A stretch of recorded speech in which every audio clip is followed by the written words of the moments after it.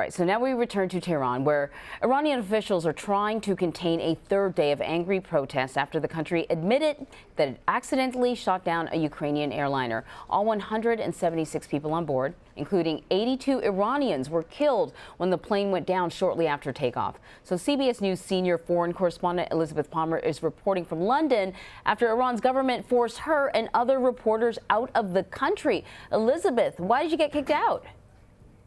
Well, this is not unprecedented. When the Iranian government asks foreign reporters to leave, it's happened to me before. It's not even uncommon, and it's inevitably a sign that they're expecting public unrest. Well, that's exactly what they got. Just hours after Iran's military admitted shooting down the passenger plane, the protests began. Thousands of mostly young people joined angry crowds in Tehran. And the protests continued last night, too. Social media videos showed at least one woman shot in the leg. Tehran's police chief said he'd urged his officers to use restraint, but witnesses say police were using live rounds, just not shooting to kill.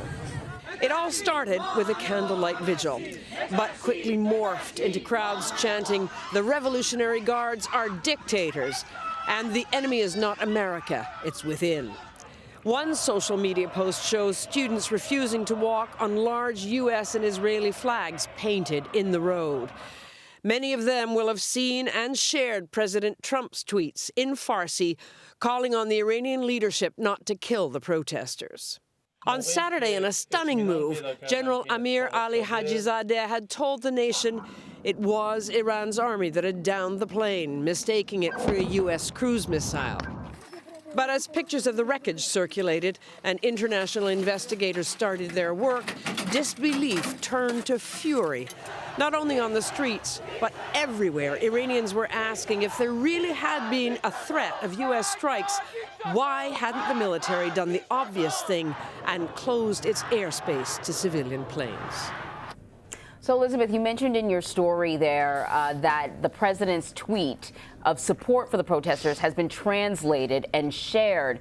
I'm wondering how those protesters are receiving this very public support from the president of the United States. With widespread cynicism, I think. On the one hand, any expression of support from outside is welcome, but everybody there knows that their current difficulties start with these crushing sanctions that the U.S. has imposed that have really made their lives miserable. And some young Iranians think they have, in fact, strengthened the hardliners. So President Trump tweets may be seen as a sort of a case of very little and very late, and maybe not really sincerely meant. Of course. And so, speaking of that, how are Iranian officials receiving the remarks from the president? What's their take on it? Well, it's a war of words. Right. You know, the Iranians, right from the moment that the military owned up to having shot down the plane, were trying to deflect blame from themselves and from the military, saying, well, if the United States hadn't started this by killing Qasem Soleimani, the whole situation would never have reached this height of tension. We wouldn't have had to have had our air defenses on full alert and so on. I mean, it's all kind of beside the point. You know, they did have to say in the end, yes, we made a mistake. But then came the buts. And the buts all were about the U.S.'s role. I suppose that's not surprising. So, listen, over the weekend, the UK ambassador to Iran was briefly detained. He attended a public gathering, let's say. He said he thought it was one thing. The Iranian government said they thought it was something else. Can you give us the details and whether or not there's been any fallout or follow-up? Well, that first protest, the night that the army owned up to having downed the plane, there was a candlelight vigil in front of one of the very biggest and best universities in Tehran. So it started out as a salute or a moment of reflection of the victims. But feelings are running so high that it was pretty inevitable it was going to turn into a protest. The UK ambassador said he went down to have a look at the candlelight vigil, and before he knew it, boom, you know, it had become a full-on demonstration, and that's when he was picked up. The British government reacted instantly with outrage.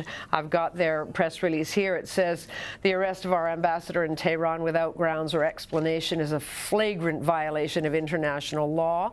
The Iranian government is at a crossroads moment. It can continue its march toward pariah status with all the political and economic isolation that entails, or take steps to de-escalate and engage in a diplomatic path. Pretty strong words there. Elizabeth Palmer, thank you so much. Pleasure. So for updated coverage on the latest in Iran, be sure to head to cbsnews.com/Iran. You can also get updates by downloading the free CBS News app.